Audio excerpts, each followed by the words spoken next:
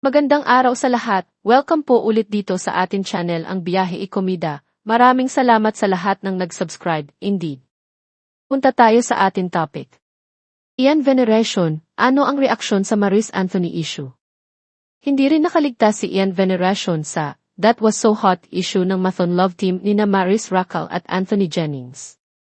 Dumalo si Ian sa launching ng bagong series niyang Drug War, Conspiracy of Silence ng Rain Entertainment na ginanap sa Asia TV Forum sa Singapore ngayong Huwebes, December 5, 2024.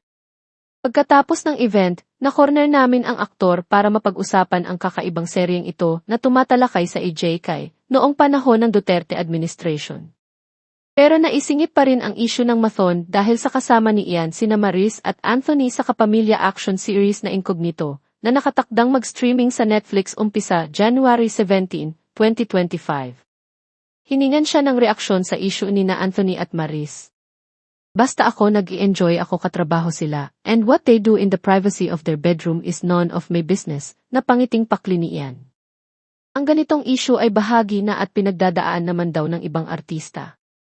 Well, sa kasikatan kasama ang possibility lagi ng kahihiyan. I mean, yun ang dalawang shades ng iisang bagay. And wala, it's part of it, I guess, sabi pa ni Ian. Magaling daw na artista sina Anthony at Maris, at napaka-professional nilang katrabaho. Yun ang mahalaga sa kanya. Labas daw siya sa personal na buhay ng mga co-actors niya. Happy lang si Ian nang nakatsikahan namin dahil maganda ang feedback sa Drug War, Conspiracy of Silence. Pagkatapos ng 10-minute scenes ng pilot episode nito, parang natulala ang mga nanonood, lalo na ang mga taga-ibang bansa.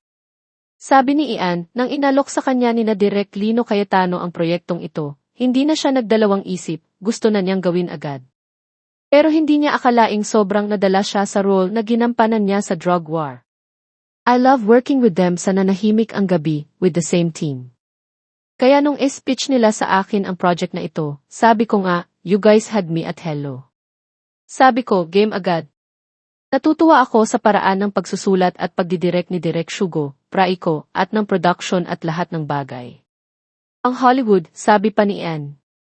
Nang pumutok itong issue ni na Anthony at Maris, nag-message daw si Ian sa dalawa at nag-thank you naman daw ang mga ito. Tinanong namin si Ian kung ano ang maipapayo niya sa dalawa. Wala lang. Chill. Pakli ng aktor.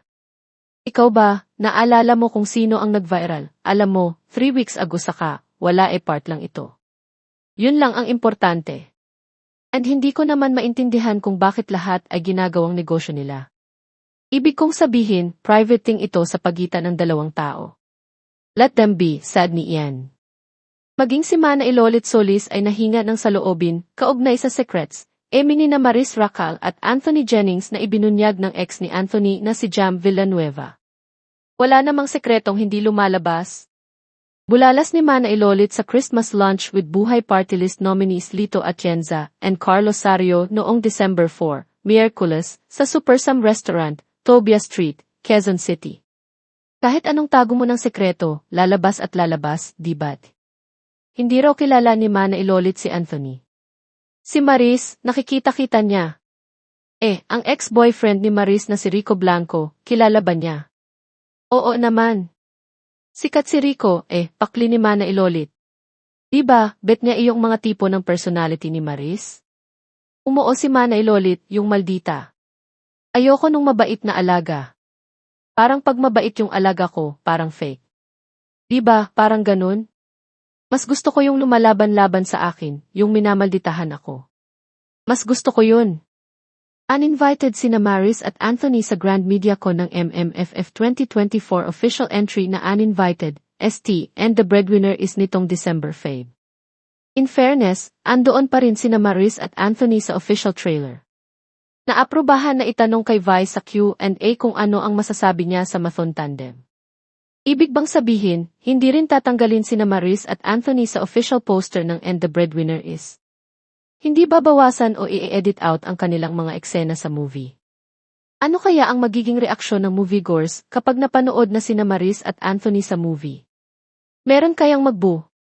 At yan ang ating latest showbiz chika update for today. Huwag kalimutan mag-subscribe, Click the notification bell for more showbiz chika updates. Like and share the video at pakisuportahan po ang atin Facebook page. Maraming salamat sa lahat ng nag-subscribe, indeed.